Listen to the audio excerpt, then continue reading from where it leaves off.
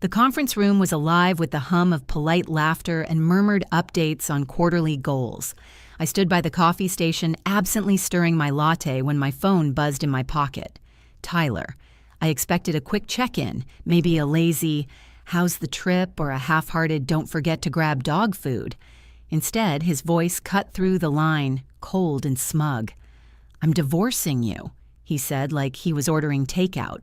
"Oh, and I already sold the apartment, so you'll need to figure out where you're living next. Good luck." For a second, I said nothing. The hallway seemed to stretch in slow motion, the hum of my co-workers' voices warping into background noise. "You sold the apartment?" I asked, keeping my voice, even my grip on the phone, tightening. "Yeah," he chuckled. "Nicole and I need the money. She deserves better than that shoebox." Nicole.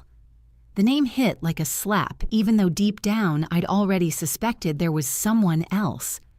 Tyler's sudden late nights, his random business trips that didn't quite line up with his calendar, his cold kisses and colder silences, it had been adding up like a puzzle I hadn't wanted to finish. "Sounds good," I said calmly, because there was no way I'd let him hear me break. He thought he was ending me, that he'd just dropped a bomb that would leave me scrambling, begging broken.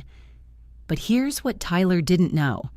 My name is Amelia Barnes, I'm 33, and I'm a senior analyst at a mid-sized consultancy firm in downtown Chicago. I've always been the quiet fixer, the one who smooths the details, handles.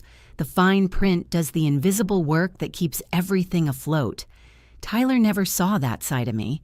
He thought he was the mastermind, the big thinker, the charming strategist, the one who made the real decisions. And maybe he had for a while. But 5 months ago, after a refinancing move I initiated to lower our mortgage rate, I had the deed to our apartment transferred into my name and my name alone. Tyler had signed the paperwork without blinking. He never asked questions, probably never even read it. That tiny detail. It was going to be the crack that split his entire plan in half. Segment 2-2. By the time I returned to my hotel room, the early sting of betrayal had dulled into something else focus. Not panic, not sadness, but cold, purposeful momentum. I sat at the edge of the bed, slid off my heels, and dialed the one person I knew could help me dismantle this without blinking: Chloe. Chloe and I had been best friends since college, back when we were both cramming for exams and splitting $2 coffees. Now she was a partner at a boutique law firm in the Loop, smart, ruthless when needed, and one of the few people I trusted implicitly. What she snapped when I told her. "He sold the apartment," I repeated, "or at least he thinks he did." Chloe let out a short laugh. "Please tell me you're serious about the deed being in your name." "Transferred during the refi," I said. "He signed everything without reading." "Typical." "Oh, he's screwed," she said flatly. "Amelia, that sale's not just illegal, it's fraud.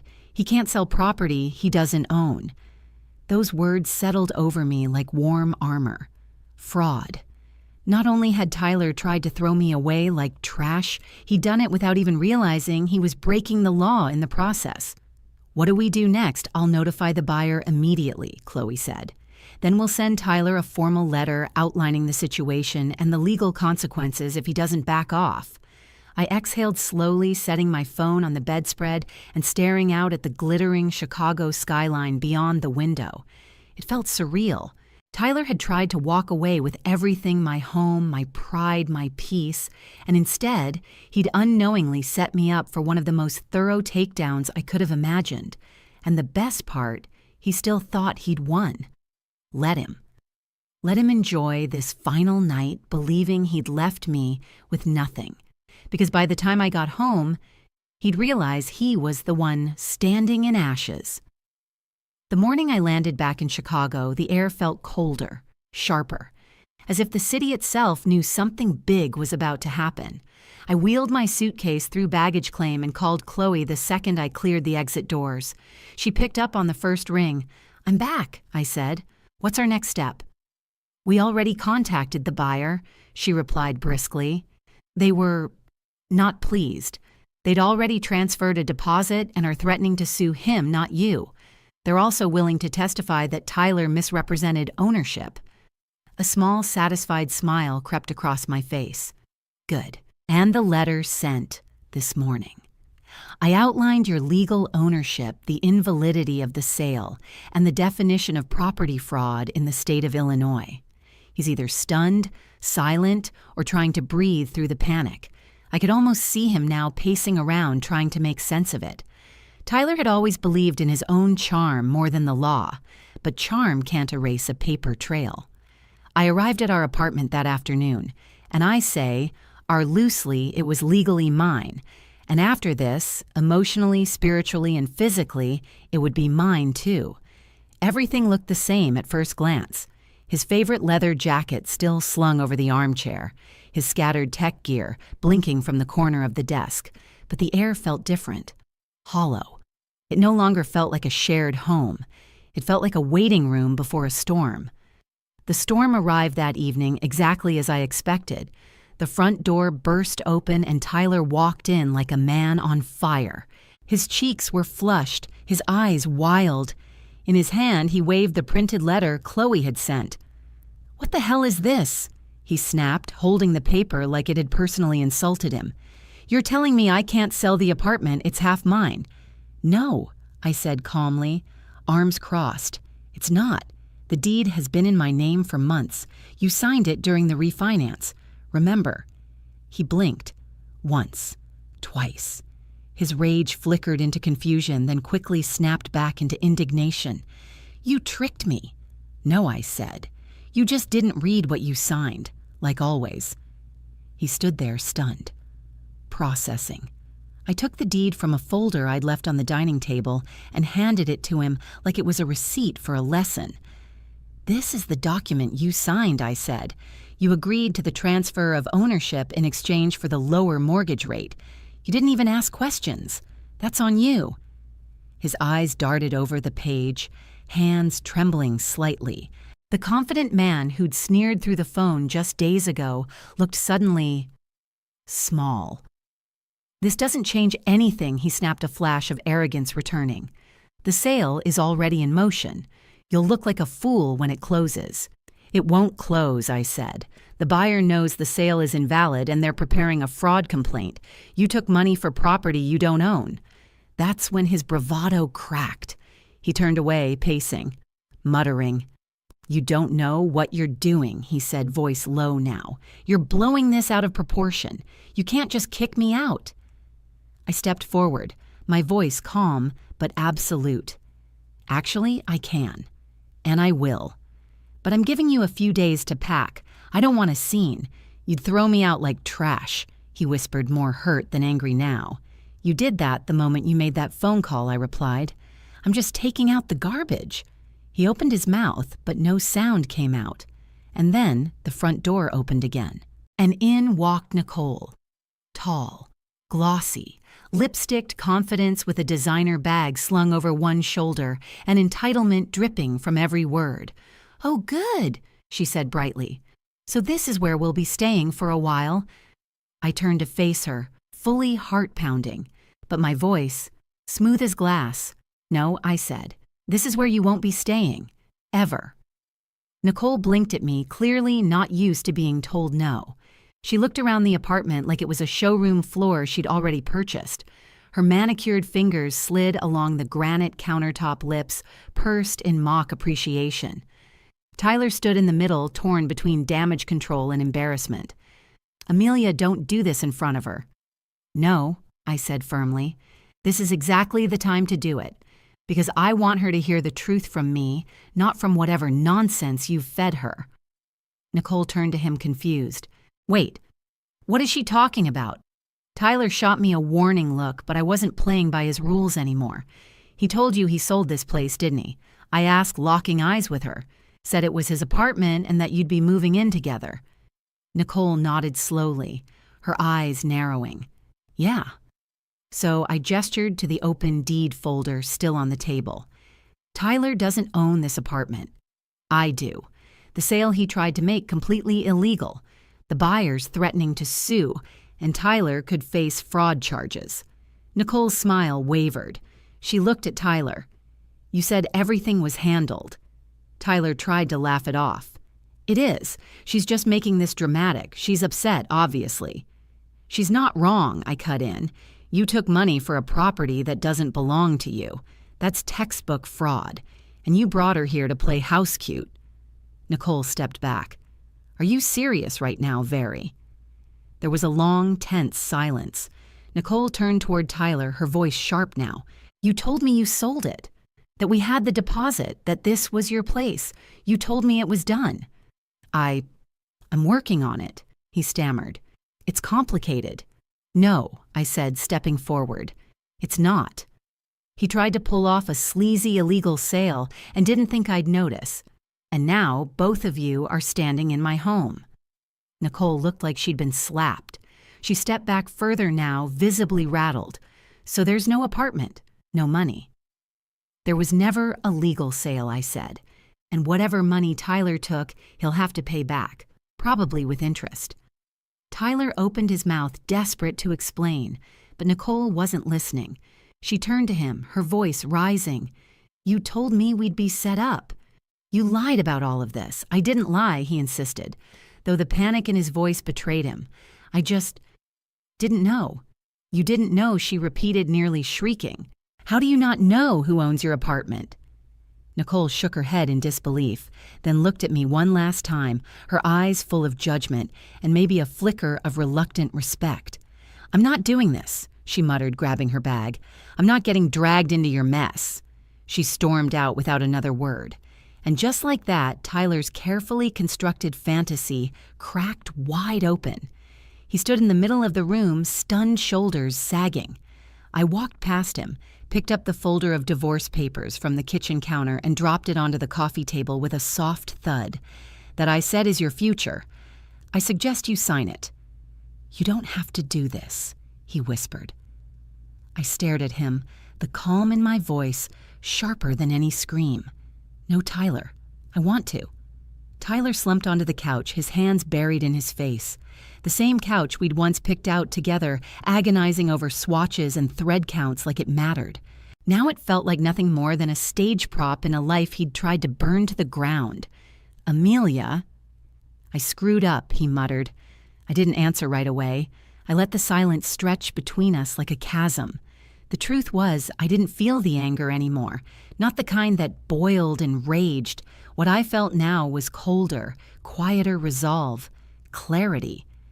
I know you did, I said, setting the wine glass I'd poured earlier back on the kitchen counter. But you didn't just screw up a marriage, Tyler. You tried to erase me. You tried to take the very roof over my head and use it to build a fantasy life with someone else. I wasn't thinking straight. You were thinking selfish, I corrected, and you thought I was too weak or too trusting to notice. He looked up, eyes rimmed with red. I didn't mean for it to go this far. Nicole pushed for the sale. She wanted the money. You just didn't care who you hurt, I finished. There it was. The truth he kept dodging neatly laid out like a trap he'd set for himself, and he walked right into it. I've lost everything, he said, voice cracking. She's gone. You're done with me. My job's on the line if this legal stuff blows up. I tilted my head.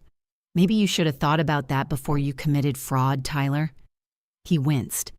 That word still hit him hard. But we were happy once, weren't we? He asked, almost desperately. Doesn't that count for something? I sat down across from him, folding my hands in my lap. It counted until you started counting me out, I said. You stopped listening. You stopped showing up. And then you didn't just check out, you replaced me. His voice dropped to a whisper. I didn't mean to replace you, but you did. And now you're finally seeing what that costs. He looked at the folder again, the thick divorce packet Chloe had prepared. His fingers hovered over the edge. You already had this ready. I had a feeling I'd need it, I said. You gave up on us long before that phone call, Tyler. I just finally caught up. There was a beat of silence. Then he asked, Is there anything I can say to fix this? No, I said softly, but with certainty. This isn't something you fix. This is something you accept. He leaned back, defeated. I never thought you'd be the one holding all the cards. I never thought I'd need to, I replied. The next morning, he was gone. He left behind his boxes the keys and a pathetic handwritten note that simply read, "I'm sorry." There was a time that would have shattered me. Now it felt like closure. That evening, Lauren came over with takeout and a mischievous glint in her eyes. So she said, holding up a greasy bag of dumplings ready to burn his stupid jerseys, "Or do you want to donate them to someone who doesn't suck?" I laughed the sound, catching me off guard. Let's donate. No point in giving him that kind of ceremony. We boxed up what little he hadn't already taken and toasted with cheap wine to fresh starts. "Do you know how proud I am of you?" Lauren said, raising her glass. I looked around the apartment now stripped of Tyler's clutter and chaos and smiled. "Yeah," I said. For the first time, I think I'm proud of me too. The silence after Tyler left wasn't empty. It was clean. For the first time in years, the apartment felt like mine. The hum of the fridge, the light from the windows, even the echo of my own footsteps across the hardwood, they all belonged to me again. There were no more scattered receipts from his impulsive spending, no cluttered desk filled with useless gadgets, no loud gaming chair looming in the corner like a third presence in the room. Just me. That weekend, Lauren came over with 2 coffees, a Bluetooth speaker, and a plan. "We're detoxing," she announced, dropping her oversized tote on the couch. Spiritual, emotional, and definitely decorative. We started with the living room. I moved my favorite print, an abstract skyline I'd always loved, into the center of the gallery wall where Tyler's ridiculous vintage sports poster used to hang. We swapped out the dark, moody throw pillows for warm amber and cream tones. The apartment seemed to exhale. As we rearranged the bookshelves, Lauren pulled out one of Tyler's old fantasy novels. "You keeping any of his stuff?" I paused. "Only the things that aren't soaked in ego." She laughed, tossing the book into the donation pile. Fair. Each item I boxed up wasn't just a possession, it was a piece of control I'd given away without realizing, a decision I'd let someone else make. Every item I removed was a declaration, I choose me now. Later that afternoon, Chloe called. "You have a minute always," I said, settling into my reading chair. "I have good news," she said. "The buyer has formally withdrawn. No court, no fraud charges, as long as Tyler doesn't push his luck." Relief swept through me like a deep breath I hadn't realized I was holding. And the divorce he signed. Just like that. I was free. There was no dramatic standoff. No final speech. Just a quiet line drawn in ink and sealed with a signature. "He didn't even ask for anything," Chloe continued. "I think he knows he doesn't have a leg to stand on. And maybe a part of him knows he doesn't deserve a piece of what you built." I blinked back the sudden sting in my eyes. "Thank you, Chloe." "Don't thank me," she said warmly. "You did this. You protected yourself. You fought back. And you didn't stoop to his level. That's power." When the call ended, I sat in the silence of my apartment for a long moment. I wasn't just divorced. I wasn't just living alone. I was free. Free from the gaslighting, the passive-aggressive digs, the way he'd taken up so much space and left me shrinking smaller just to keep the peace. The next day, I took a half-day off work and went to a local boutique I'd passed a dozen times but never allowed myself to enter. I bought a bright mustard velvet chair that Tyler would have hated and had it delivered that evening. It sat in the corner of the bedroom like a beacon, bold, joyful, and entirely mine. Tyler still texted occasionally, weak apologies, guilt-ridden questions. One said, "Can we at least talk another? You're going to ruin me, Amelia. Is that what you want?" I didn't respond. Not because I hadn't drafted a dozen replies, but because the silence said it all.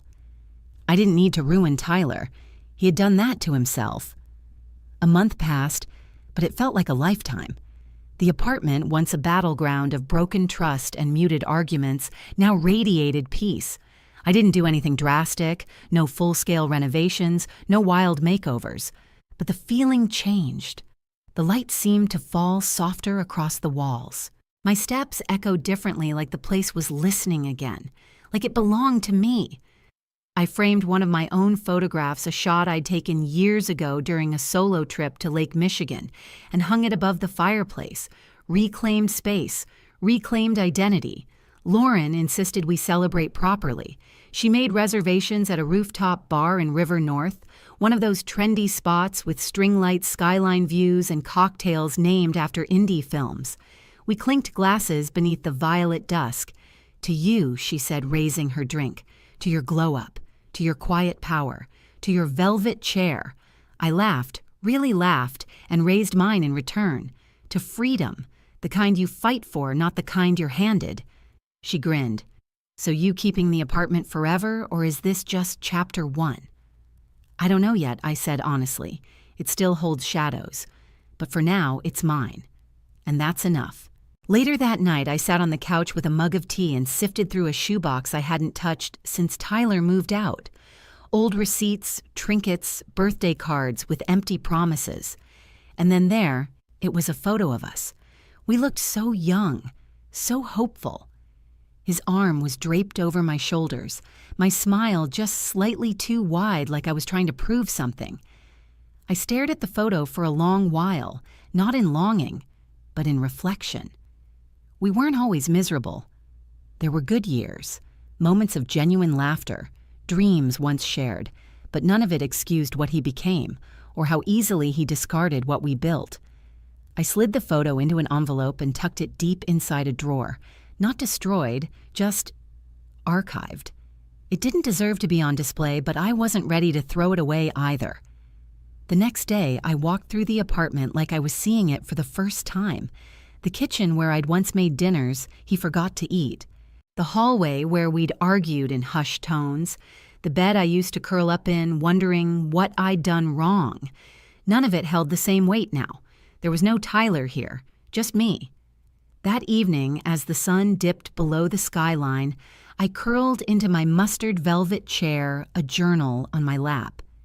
I didn't write anything profound, just a sentence I didn't want to forget. I didn't lose myself, I reclaimed her. I knew someday I'd move. The apartment was a victory, not a forever, but it was proof that I could take back what was stolen piece by piece. Tyler never called again after Chloe sent him the final asset agreement. No fight, no last plea, just silence. He must have known finally that I was serious. Maybe Nicole moved on. Maybe he did too. That part of the story no longer mattered to me. Because this wasn't about who I left behind. It was about who I became.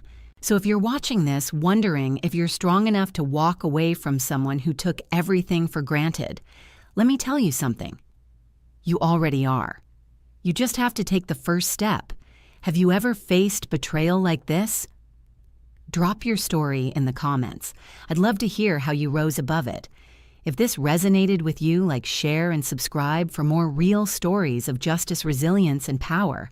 Because sometimes the quietest revenge is living beautifully.